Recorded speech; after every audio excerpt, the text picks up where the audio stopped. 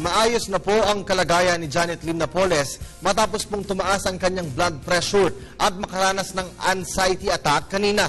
Para po sa detalye, makakausap natin ngayon sa linya ng telepono ang aming kasamang si Sam Ramirez. Sam, kamusta na dyan?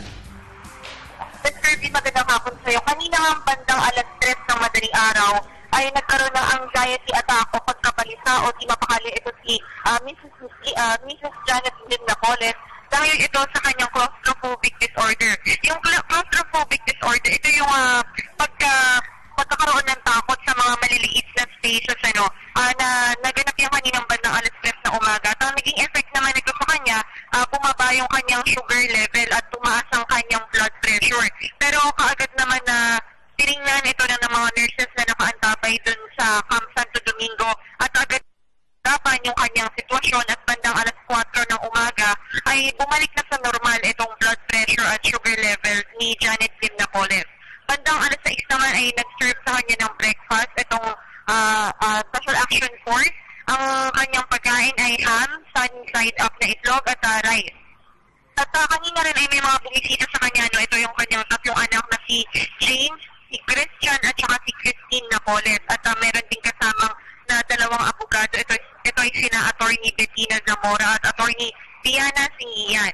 At pagkatapos naman ito ay nagkaroon din naman ng lecture ang Special Action Force. Ito ay binigay ng DJMP or Board of Jail Management and Penology. Ito ay para magkaroon ng knowledge itong Special Action Force kung paano mga security measures na kailangan nilang i-observe dahil nga meron nakadetain dito. At kanina, ay kahapon pala, matatandaan natin na ipinasok si Janet Lim Napoles ng bandang alas 6 ng umaga, transfer siya from the jail to Camp Santo Domingo. At itong kabuang measure ng kanyang detention facility ay 88 square meters. Pero yung kanyang kwarto kung saan siya natutulog, ang measure lang yan ay 25 square meters. Meron ding dalawang female personnel mula sa Special Action Force na nagpapantay sa kanya dyan 24 oras.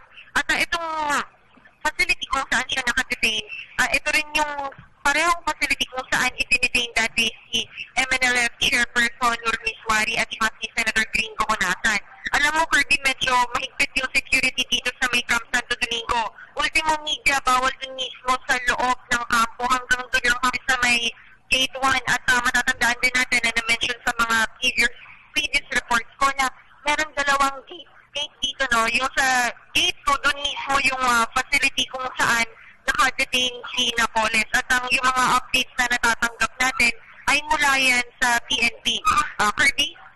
Alright. Sam? Oo. Yes? May katanungan lang ako, kamusta naman ang sitwasyon ng mga nakapaligid? Siyempre, alam na Fort Santo Domingo, may mga residential area dyan. Kamusta naman yung mga kababayan natin dyan? Siyempre, hindi ba sila nag-aalala na baka magkaroon ng kaguluhan or ano pa man dahil nasa paligid lamang nila yung tanggapan ng SAF? Alam nga natin na si Janet Lim Napoles ay nakakatanggap ng mga death threats. At nung Sabado, nung lumibot tayo dyan sa may Santo Domingo din, ay nakausap natin yung ilang mga residente. Yung iba sa kanila, or karamihan naman, medyo may onting pagkaalala sa kanilang sarili seguridad kasi baka mamaya magkaroon ng rally or may mga sumugod na galit kay Napoles dito sa Camp Santo Domingo at baka madamay yung mga civilians or yung mga residente dito sa area. Pero karamihan din naman nung mga nakausap natin na iba ay medyo sanay na sila kasi matatandaan na dito rin na-detain si dating Presidente Erap Estrada, maging ang kanyang anak na si Senator Jinggoy. At kagaya din nung nabanggit ko kanina na sila Chairperson Nurmi Suari at saka sila Senator Conatan. So yung iba sa kanila ay medyo sanay. Pero nakausap natin yung barangay captain din dito sa area. Siya ay si Barangay Kapitana Lily Ortega. Sabi niya, nagdagdag naman sila ng kaukulang or karagdagang mga security measures kagaya ng mga lumilibot na mga barangay tanod, 24 oras din yan para masigurado yung safety din ng mga residents dito. Alright, maraming salamat sa iyo, Sam Ramirez. Nag-uulat po yan ng live mula sa Fort Santo Domingo sa bahagi po ng Laguna.